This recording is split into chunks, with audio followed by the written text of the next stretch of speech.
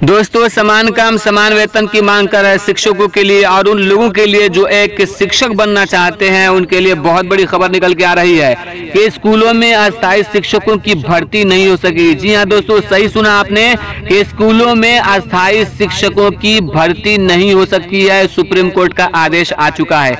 दोस्तों, इस वीडियो में पूरी जानकारी दी जाएगी कि क्या है, लिहाजा वीडियो को अंत तक जरूर देखिएगा। वीडियो को शुरू करने से कबल मैं गुजारिश करूंगा कि अगर अभी तक आपने हमारे चैनल को सब्सक्राइब नहीं किया है तो सब्सक्राइब करके बेल आइकन को दबा लें ताकि हमारे आने वाले लेटेस्ट वीडियोस का नोटिफिकेशन आपको मिलता रहे।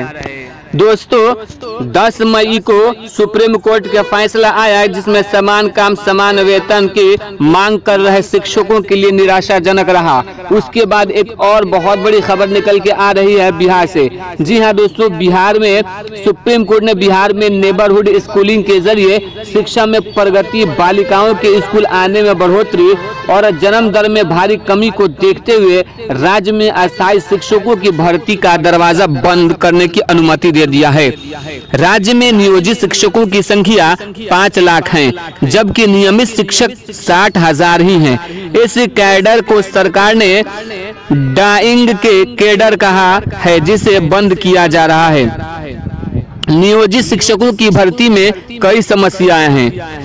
सरकार ने कहा कि नियमित शिक्षकों की भर्ती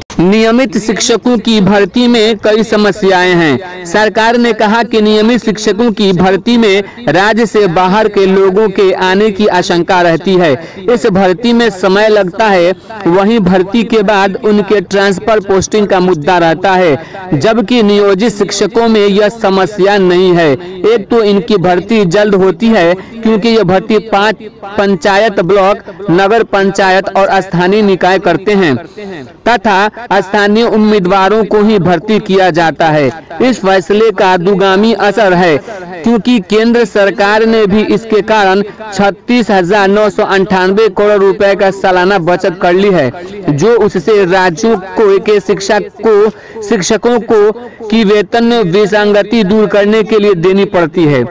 देश के हर राज्य के आरटीई शिक्षा के अधिकार कानून की जरूरतों को पूरा करने के लिए शिक्षा मित्रों और नियोजित शिक्षकों को अस्थायी शिक्षकों को रखा गया है। नियमित शिक्षकों को भी मुआवजा देकर हटाने की योजना। इस फैसले से बिहार सरकार को 54,000 करोड़ रुपए की बचत हुई है। उसे नियोजित शिक्षकों को नियमित शिक्षकों के बराबर वेतन देने पर एरियर के रूप में देनी पड़ती। इतना ही नहीं, राज्य सरकार को इससे राज्य को 10,460 करोड़ रुपए वार्षिक बचत भी हुई है। ये रकम वेतन के बढ़ोतरी के कारण हर साल शिक्षकों को देनी पड़ती। राज्य में 4 लाख नियोजित शिक्षक हैं और 1 लाख की भर्ती और हो रही है, जबकि सरकारी शिक्षकों की संख्या 60,000 है। सरकार ने कोर्ट में बताया कि इस कैडर को मुआवजा देकर हटाने की योजना भी है। कोर्ट ने सरकार के इस दलील को स्वीकार किया कि बिहार में अब स्कूल से बाहर रह गए बच्चों का प्रतिशत सिर्फ हो गया है, जो 10 साल के पिछले 12% था। कोर्ट ने कहा कि डाइंग के दर के साथ वेतन बराबरी की बात नहीं की जा सकती। जो कैडर समाप्त हो रहा है उसके वेतन को आधार नहीं बनाया जा सकता है।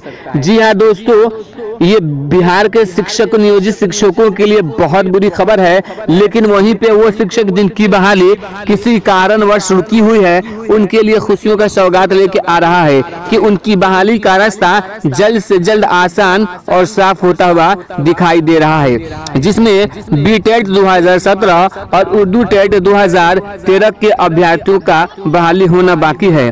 लेकिन देखने वाली बात यह होगी कि उनकी बहाली का रास्ता कैसे साफ होता है।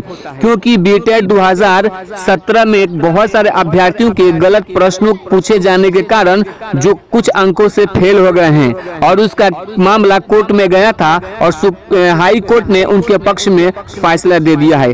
वहीं पर उर्दू बांग्ला टीईटी अभ्यर्थियों का मामला अभी एचआरडी मंत्रालय में अटका हुआ है और उसका अभी तक मामला का हल नहीं निकल पाया है। अब देखने वाली बात ये होगी कि उनकी बहाली के लिए बिहार सरकार क्या कदम उठाती है और क्या उन्हें इस बहाली में हिस्सा लेने को देती है या नहीं देती है, ये तो आने वाला वक्त ही बताएगा। इंतजार रहेगा हमें उस दिन का कि जिस दिन तमाम शिक्षकों की बहाली की जाएगी। तो दोस्तों उम्मीद करता हूं कि ये जानकारी आपको पसंद आई होगी, तो वीडियो को लाइक कीजिए और ज़्यादा से ज़्यादा लोगों तक इस वीडियो को शेयर कीजिए और चैनल को सब्सक्राइब नहीं किया है तो चैनल को सब्सक्राइब कीजिए।